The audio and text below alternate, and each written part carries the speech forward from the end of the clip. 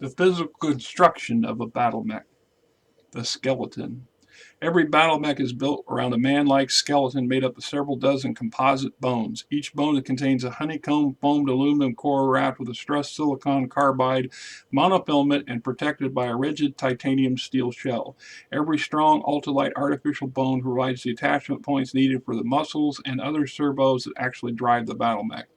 Their skeletal construction helps make battle mechs less vulnerable and easier to repair than the vehicles built within a stressed skin shell.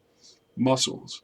Battle mechs use two different kinds of systems to drive and control their movements. Light weapons and sensor arrays are propelled by small, electrically driven rotary or linear actuators.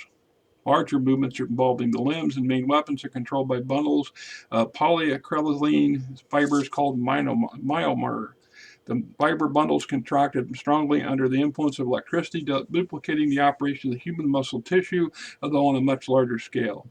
Battlefield repairs to damaged limbs can be easily made by either replacing the fiber bundles or by transferring bundles from other parts of the mech skeleton. Transferred fiber bundles cannot restore the full functions to a damaged limb, but they can give back the limited mobility and strength. Armor. Battle mechs are protected by two separate layers of armor. An outer layer of the aligned crystal steel with a good heat conductivity provides protection from lasers and particle beam weapons. It is also rigid and tough enough to stop almost any conventional projectile. An inner layer of boron nitrate impregnated with diamond monofilament stops high explosive armor piercing heat rounds and fast neutrons. The second layer of armor also stops armor fragments from spewing into the battle mech's interior. Both layers of armor are only a few inches thick.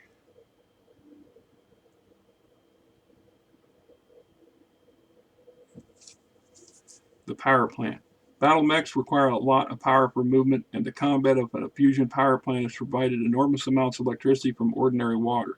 The fusion reaction used does not release neutrons, so the power plant can run indefinitely without becoming radioactive. However, this reaction requires a temperature that current technology cannot reach. As a result, destroyed power plants can only be replaced by reactors salvaged from other wrecked battle mechs or from old Star League stockpiles. The fusion plant produces electricity by MHD or magnetohydrodynamics. Plasma from a fusion reaction is channeled by magnetic fields into a loop. This plasma is conductive. The loop functions as a generator and coil, producing both electricity and waste heat. Every battle mech has radiators to help get rid of that waste heat. Heat retention is always a serious problem for battle mechs, as internal temperatures can disrupt the magnetic containment fields around their reactors. If a power plant's magnetic jar is disrupted, fusion reactions that do release neutrons could occur, causing serious radiation damage to both the battle mech's internal system and to its crew. Combat damage that causes an abrupt shutoff of the reactor's containment fields will not cause an explosion. It will, however, wreck the reactor movement. Depending on their size and weight, battle mechs can reach walking or running speeds. Repair. Well-equipped battle mechs carry stocks of certain spare parts, replaceable armor patches, and extra sensor arrays. A mech warrior can use these spares to repair minor combat damage in the field.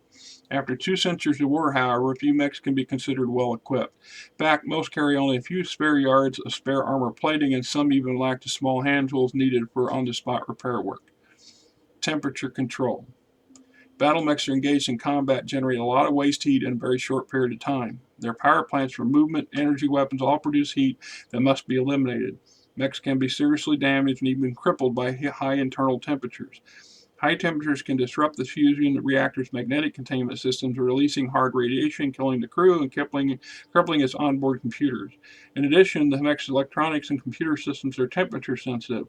High heat can damage them, slowing the mech's movement and reduce its accuracy of its weapons.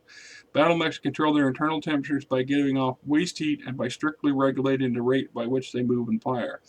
All mechs are equipped with radiators to help dissipate heat. The heat pouring out of these radiators gives battle mechs an enormous IR infrared signature. On temperate or cold worlds, conduction and convection also help get rid of waste heat. However, both of these physical processes work against a battle mech operating in a desert or jungle environments where the temperatures outside are higher than its internal temperature. In order to survive in these environments, mechs must drastically slow the rate at which they build up waste heat. Heat buildup can be controlled by reprogramming a mech's movement control computer and its secondary system. These computers are usually set to prevent the battle mech from exceeding a certain rate of activity and the resulting level of heat buildup. When a mech is sent into a high temperature world, its actively rate setting is lowered. The mech will move more slowly and fire less often than it would on a temperate world. When it is sent into fight in an Arctic climate, its setting is raised, allowing faster movement and a higher rate of fire.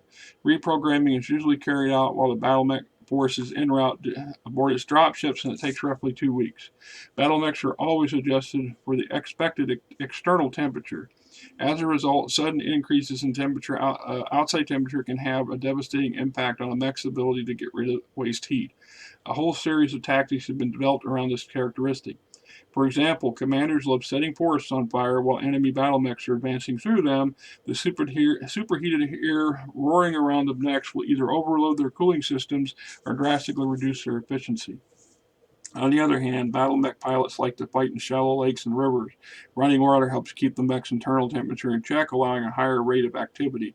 With everyone else equally, the side that can shelter in water has a marked advantage in any battle. Ironically, most campaigns during the Succession Wars are fought over control of water-rich worlds, and most battles on those worlds revolve around the tactical control of water sources.